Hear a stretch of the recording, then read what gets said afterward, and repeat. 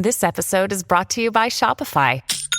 Forget the frustration of picking commerce platforms when you switch your business to Shopify, the global commerce platform that supercharges your selling wherever you sell. With Shopify, you'll harness the same intuitive features, trusted apps, and powerful analytics used by the world's leading brands. Sign up today for your $1 per month trial period at shopify.com/tech, all lowercase. That's shopify.com/tech.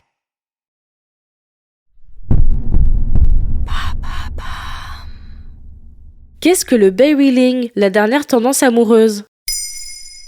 Merci d'avoir posé la question. Les tendances de dating se succèdent et reflètent aussi les évolutions sociétales. Dans Maintenant vous savez, nous avons déjà parlé du down dating, du snitting ou encore du ghosting. Autant de mots renvoyant aux relations amoureuses et très souvent péjoratifs. En voici un autre qui vous parlera peut-être si vous êtes célibataire et présent sur les applications de rencontres.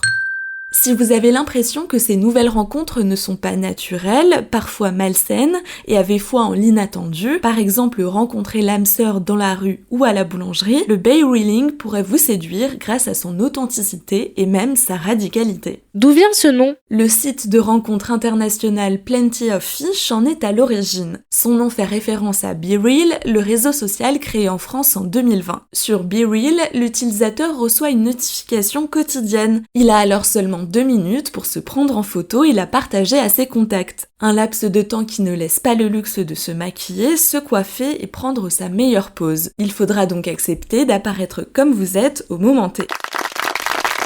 Quelles sont les caractéristiques de cette tendance ? L'idée est de privilégier l'authenticité et la spontanéité à la mise en scène. Montrez-vous donc à votre crush au naturel, n'idéalisez pas l'autre ni votre possible rencontre. Interrogée par l'édition britannique de Stylist, la fondatrice de l'agence de rencontre Init Dating, Michelle Beji, souligne: bien qu'il puisse être tentant de présenter une version idéalisée de vous-même via des applications de rencontres, la vulnérabilité qui accompagne le fait d'être authentiquement vous-même sur ces plateformes est ce qui vous permet de rencontrer et de correspondre avec les personnes compatibles avec vous. Mais comment fait-on des rencontres plus authentiques tout en utilisant des applications ? C'est vrai qu'il est difficile de parler de rencontres 100% authentiques, mais c'est possible en délestant la pression qui caractérise le dating. Michelle Beji souligne dans la même interview: beaucoup d'utilisateurs se disent à l'aise avec l'idée de partager des photos non filtrées et d'être plus honnêtes et directs à propos de ce qu'ils recherchent.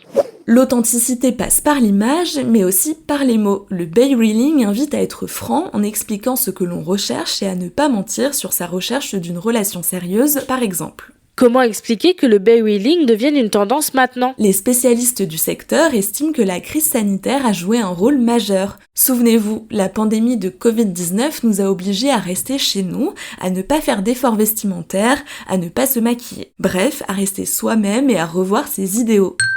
À cela s'ajoute la dating fatigue, un terme évoquant l'usure de ces applications de rencontres, en raison de rencontres toxiques trop fréquentes ou de l'incapacité de trouver chaussure à son pied. Voilà ce qu'est le bay-wheeling. Maintenant, vous savez, un épisode écrit et réalisé par Pauline Weiss. Ce podcast est disponible sur toutes les plateformes audio. Et si cet épisode vous a plu, n'hésitez pas à laisser des commentaires ou des étoiles sur vos applis de podcast préférés.